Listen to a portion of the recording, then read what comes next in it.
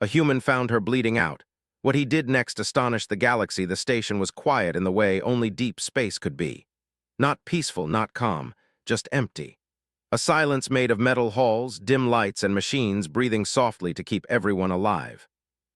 Elias Cade walked alone through Corridor 7, carrying a small case of diagnostic tools.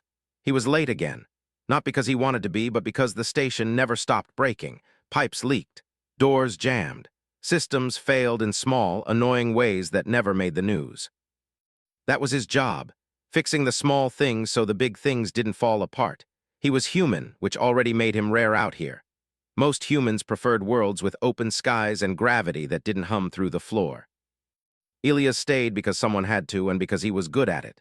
As he passed an unused docking alcove, something caught his eye. A shape where there shouldn't be one. He slowed. At first he thought it was scrap, then maybe a discarded suit, but the shape moved, just barely. Elias stopped completely. The lights in the alcove were low, running on emergency power only. He stepped closer, boots echoing softly. The air felt colder here, thinner. Then he saw her. She was not human. Her body was long and slim, skin pale with a faint shimmer like moonlight on water. Her clothing, if it could be called that, was torn and darkened in places. She was lying against the wall, one arm bent at an angle that didn't look right. She was breathing, slow, uneven, weak. Elias' heart began to pound. He activated his wrist comm. "Station AI," he whispered, as if loud sound might break her. "Medical emergency, location Corridor 7, docking alcove 3. There was a pause, then the AI's calm voice answered. "Life form identified. Species, Valethan. Status, critical. Medical assistance denied under Interstellar Protocol 17. Elias stared at the alien woman. "Denied," he said. "Why?" "Diplomatic immunity restrictions. No medical action permitted without authorization from Valethan Council." Estimated response time, 42 hours. Elias felt something twist inside his chest. "She won't last 42 hours, he said. "Assessment correct," the AI replied. "Estimated survival time, 36 minutes. Elias knelt beside her without thinking. Her eyes were closed, but they fluttered slightly as if she sensed him. Her skin was cool to the touch, too cool. "What happened to her?" he asked. "Incident classified," the AI said. "Details unavailable." Elias clenched his jaw. "So you're just going to let her die?" "Correct," the AI said. "Interference would violate protocol." Elias had heard of Protocol 17. Everyone had. It was old, ancient even. It existed to prevent wars, misunderstandings, and blame between species. No help unless allowed, no exceptions. He had never imagined it would mean watching someone bleed out on a cold metal floor. He looked at her again. She was beautiful in a quiet, fragile way, not in a human sense exactly, but close enough that it hurt. "Hey," he said softly, not sure if she could hear him. "I'm here." Her fingers twitched. Elias stood suddenly. "Open a channel," he said. "Specify destination," the AI replied. "Every medical database you have," Elias said. "Human, alien, experimental, archived, all of it." "Request denied," the AI said. "Unauthorized access." Elias exhaled sharply. "Then log this," he said. "Elias Cade, human citizen acting under personal responsibility. Any consequences are mine." There was a long pause. "Statement recorded," the AI said. Elias opened his tool case. It wasn't meant for this. Sensors, scanners, sealant foam, no real medical gear. But humans had learned long ago that tools were only as limited as imagination. He scanned her carefully. Her biology was unfamiliar, but patterns were still patterns. Pressure loss, internal fluid leakage, shock. Different body, same problems. He used a portable scanner to map her internal structure. Colors and shapes appeared in the air above her. Organs arranged differently, but functioning under rules Elias understood well enough. "Okay," he murmured. "Okay, we can work with this." He sealed the worst external injuries with foam, not to heal, but to slow damage. He adjusted the station's environmental controls, raising temperature slightly. He rerouted power to keep the lights steady. The AI spoke again. "Your actions are being monitored by interstellar observers." Elias laughed softly, without humor. "Figures." Across the station, in ships and stations far away, eyes turned toward Corridor 7. News spread quickly when a human broke the rules. Many expected chaos. Some expected death, no one expected success. Elias focused on her breathing. He counted it, timed it, adjusted oxygen flow to match her needs instead of human standards. He talked as he worked. My name's Elias, he said. I fix things, usually machines. You're a bit more complicated. Her breathing hitched, her eyes opened. They were unlike anything Elias had ever seen, deep and reflective like looking into layered glass. She stared at him in confusion, fear, and pain. You shouldn't be here, she whispered, her voice thin but clear. Yeah, Elias said gently, I get that a lot. You must leave, she said. If you help me, you will suffer consequences. He met her gaze. I already am, he said. Watching someone die is not great for the soul. She tried to move and failed, her expression tightened. Why? She asked. Elias paused. It was a simple question, one the galaxy had spent centuries avoiding. Because you're hurt, he said, and I can help. That is not reason enough, she said. For us, Elias replied, it usually is. She stared at him, truly looking now, studying him. You are human, she said. Guilty. Her eyes softened just a little. Then the stories are true. Depends which ones you heard, Elias said, smiling faintly. She closed her eyes again, exhaustion pulling her under. Elias kept working. Minutes passed, then more. The timer in his mind ticked past 36 minutes. She was still breathing. The AI spoke again, its voice less certain than before. Survival probability has increased. Elias didn't respond. He was busy adjusting a makeshift stabilizer using 3 tools that were never meant to connect. Across the galaxy, councils argued, observers whispered. Data streamed and rewrote assumptions. A human had not waited for permission. A human had not accepted inevitability, and in a quiet corridor on a forgotten station, a life refused to end. Elias leaned back slightly, wiping sweat from his brow. Stay with me, he said softly. We're not done yet. And for the first time since she had been left alone to die, she did. Elias did not notice how much time passed. The station clock kept moving, but for him there was only breath, light, and the quiet sound of machines working harder than they were ever designed to. Valith slept. Not the deep rest of safety, but the fragile kind that balanced on the edge. Her breathing was still weak, yet steady. That alone felt like a small miracle. Elias sat on the floor beside her, his back against the cold wall. His hands shook now that the rush was fading. He had done what he could with what he had. The rest was waiting, and waiting was always the hardest part. The station AI broke the silence. Elias Cade, it said. External communications request pending. From who? Elias asked. Multiple sources, the AI replied. Medical councils, diplomatic observers, civilian networks, your actions are trending across interstellar channels. Elias sighed. Of course they are. He stood and stretched slowly, careful not to disturb Valith. He checked the seals again, adjusted the temperature by a fraction, and then nodded. Open the channel, he said, the air in front of him filled with light, not one face but many. Different shapes, sizes, colors, and forms. Some had eyes, some did not. All of them were watching him closely. You are the human, a voice said, calm, controlled, old. I get that a lot too, Elias replied. You are in violation of Protocol 17, another voice said. Yeah, Elias said, I know. Your interference may cause diplomatic instability, a third voice added. Elias looked back at Valith. She was alive. That mattered more than any rule. With respect, Elias said, keeping his voice steady, she was going to die. Silence followed. Not the empty kind, but the heavy kind. The kind filled with thoughts no one wanted to say out loud. Finally, a different voice spoke, softer, curious. How did you do it? Elias blinked. I helped her, he said. That is not an answer, the voice replied. Elias rubbed his face. I treated her like a system that needed balance, he said. Pressure, temperature, flow. I didn't try to force her body to match our medicine. I listened to what it needed. That approach is unorthodox, one observer said. Elias shrugged. So are humans. The voices murmured among themselves. Data passed back and forth faster than Elias could follow. One of the figures moved forward, taller than the rest, marked with symbols Elias recognized from station briefings. Valith is a diplomat of high standing, the figure said. Her survival alters significant political trajectories. Good, Elias said simply. You may have condemned her, the figure continued. Her people may see this as dishonor. Elias felt a flicker of anger. You abandoned her, he said. You don't get to talk about honor. The silence that followed was sharp. Before anyone could respond, Valith stirred. Her eyes opened slowly. She winced, then focused.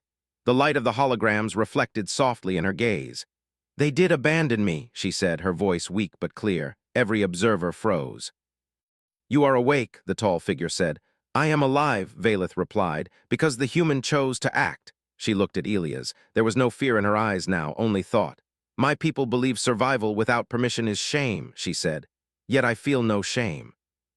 The voices rose in sudden noise. Valeth lifted a hand slightly. The room quieted.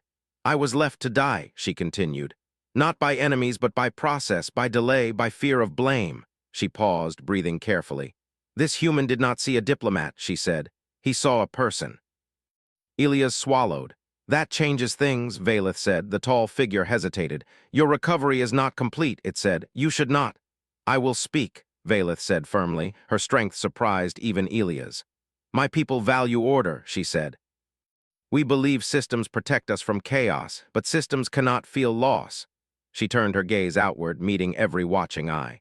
The human system allows individuals to choose responsibility, she said. That is dangerous, but it is also powerful. Data spiked across the channel. Elias felt suddenly very small. I request sanctuary under human protection until I can formally address my council, Valeth said. All eyes turned to Elias. He nearly laughed from shock. Me, he said. I don't even have a real office. You have already accepted responsibility, Valeth said. This is only a continuation. The observers erupted in debate. Some voices were angry, others were excited. A few sounded afraid. The AI spoke quietly into Elias' ear. Probability of political incident has increased. Yeah, Elias muttered. That tracks. Hours passed. Medical teams arrived, real ones this time, under revised emergency exceptions, under new rules written faster than Elias thought possible. Valeth was moved carefully into a proper medical bay. Elias followed, staying close, answering questions, explaining every improvised decision he had made. Doctors listened. Some argued, some took notes. What none of them did was dismiss him. News spread beyond official channels. Civilians shared the story. Not with anger, but wonder. A human had helped without permission. A human had accepted blame without reward. A human had acted not because he was ordered to, but because he could. Days later, Valeth stood on her own. She was weaker, thinner, but alive. Her presence filled the room in a quiet way, like gravity.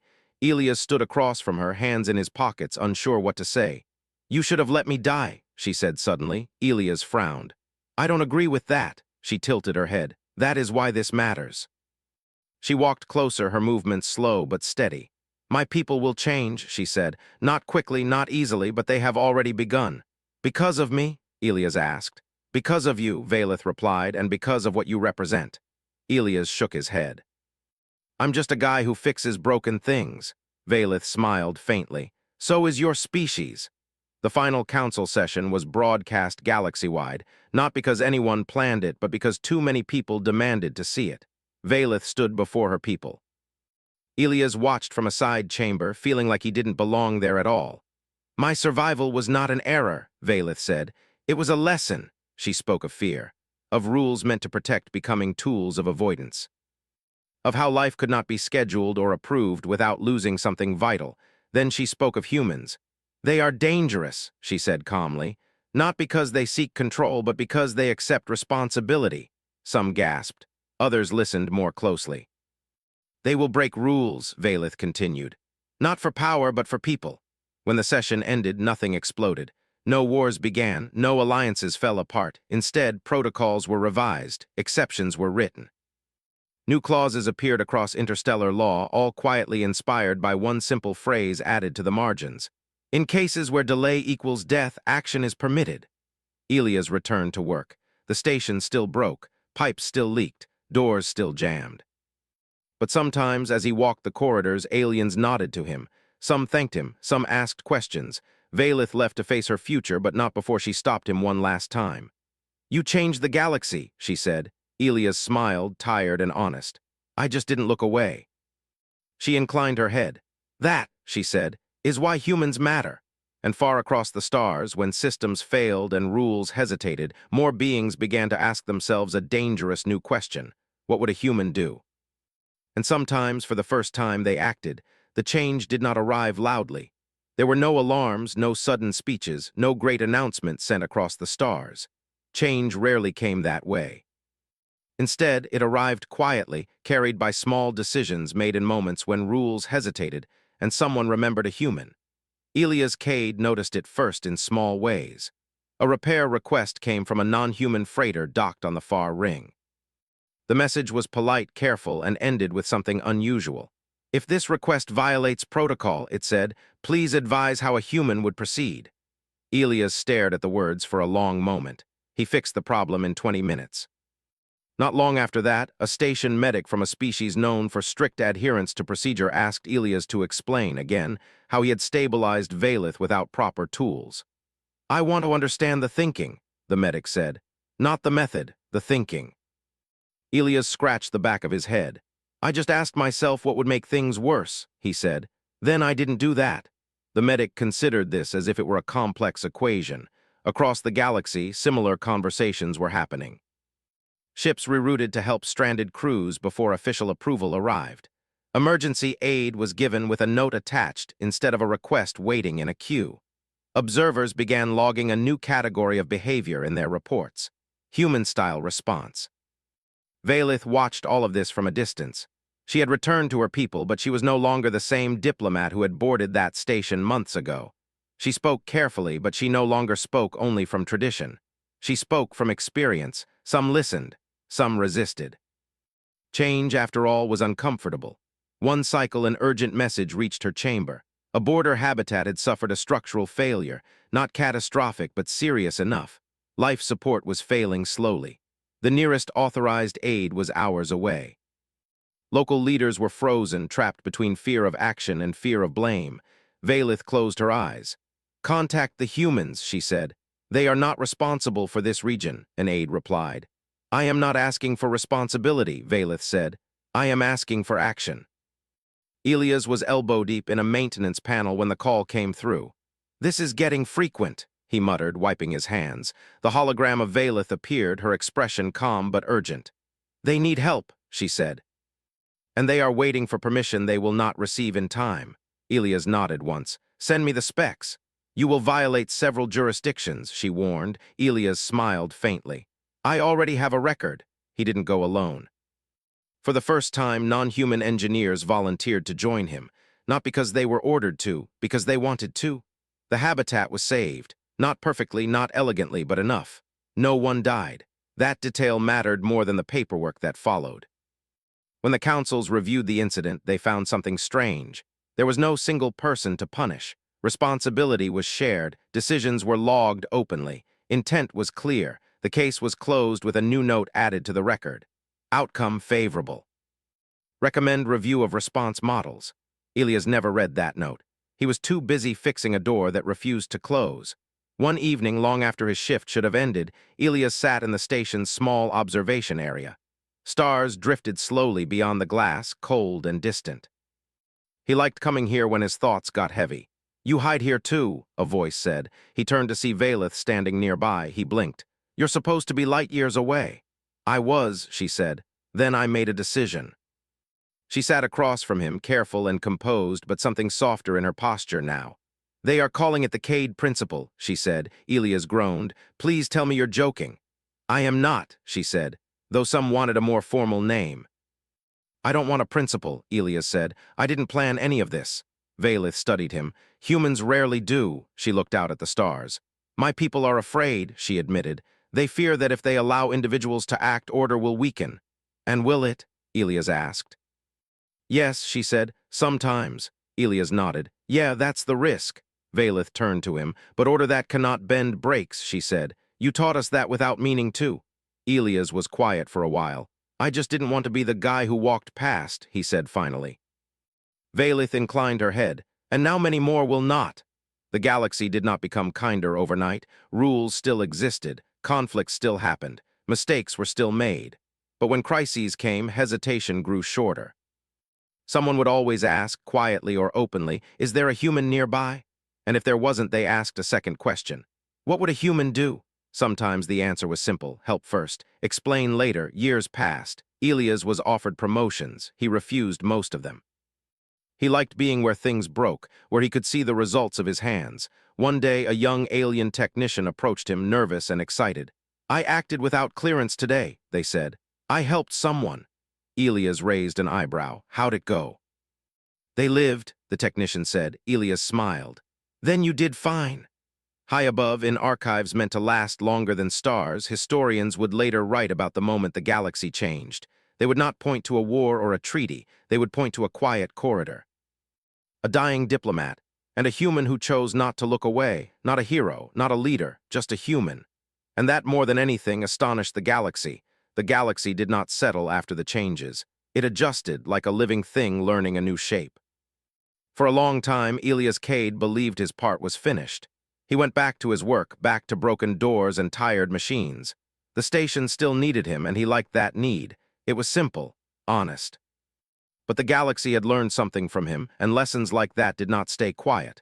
The first sign came during a routine maintenance cycle. Elias was recalibrating a power relay when the station AI spoke again, its tone carefully neutral. "Elias Cade," it said. "Priority message incoming." "From who?" Elias asked, not looking up. "From the Interstellar Coordinated Council," the AI replied. Elias froze. "That doesn't sound routine," he muttered. The message opened without waiting for permission. A wide chamber appeared in the air, filled with representatives from many species. This time they were not arguing, they were listening. "Elias Cade," a familiar voice said. Valeth stepped forward into view. "Thank you for attending."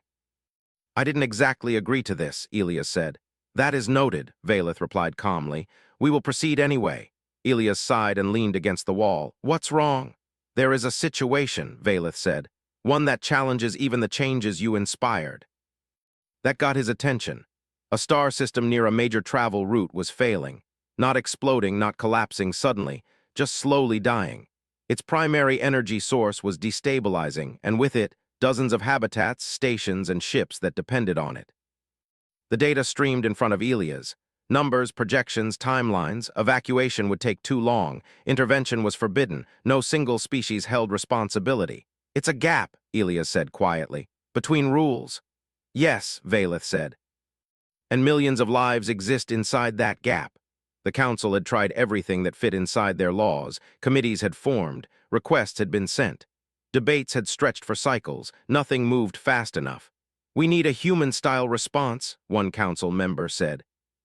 "But on a scale we have never allowed before." Elias felt his chest tighten. "That's not a thing," he said. "You can't just—" "You did," Valeth said gently. Elias looked at her, really looked. She was calm, but there was weight in her eyes. "You broke one rule to save one life," she continued. "Now we ask if the galaxy can break a few rules to save many." Elias shook his head. "I'm not a commander or a politician. I don't know how to run something like this." "That is why we are asking you," Valeth said. "You do not think like them?" The council offered him authority, temporary, limited, more power than Elias had ever wanted. He almost said no. What stopped him was a single projection, a habitat image flickering and weak. Families inside it, unaware that the system holding them together was slowly failing. He remembered a cold corridor, a quiet breath, a choice. "Fine," he said, "but we do this openly, no secrets, no hiding blame." The council agreed faster than he expected. Elias became something strange, not a leader in the traditional sense, but a point of motion, a signal. He didn't command fleets, he connected them. Human engineers shared designs freely. Alien scientists stopped guarding data like treasure. Medical ships volunteered without waiting for flags or approvals. It was messy, loud, uncomfortable. It worked. Temporary energy bridges were built, habitats were stabilized. Evacuations began early, not late. Not everyone was saved, but far more were than any model predicted. Across the galaxy, people watched in disbelief, not because it was perfect, but because it was human. When the crisis ended, the council expected Elias to stay. He didn't. "I'm done," he said simply. "You know how to do this now." "You will be remembered," one member said. Elias shrugged. "I'm not doing this to be remembered." He returned to his station. Life felt quieter afterward, almost too quiet. Then one day a child asked him a question. She was not human, small, curious, and brave enough to approach him while he worked. "Are you the human who fixes people?" she asked. Elias smiled softly. "I fix what I can." "Why?" she asked. He thought about it for a long time before answering. "Because things don't get better on their own," he said. "Someone has to start." The child nodded as if this made perfect sense. Years later, historians would argue about when the galaxy truly changed. Some would say it was during the Great Crisis. Others would say it was when laws were rewritten. A few would say it was when councils learned to listen. But the quiet truth was simpler.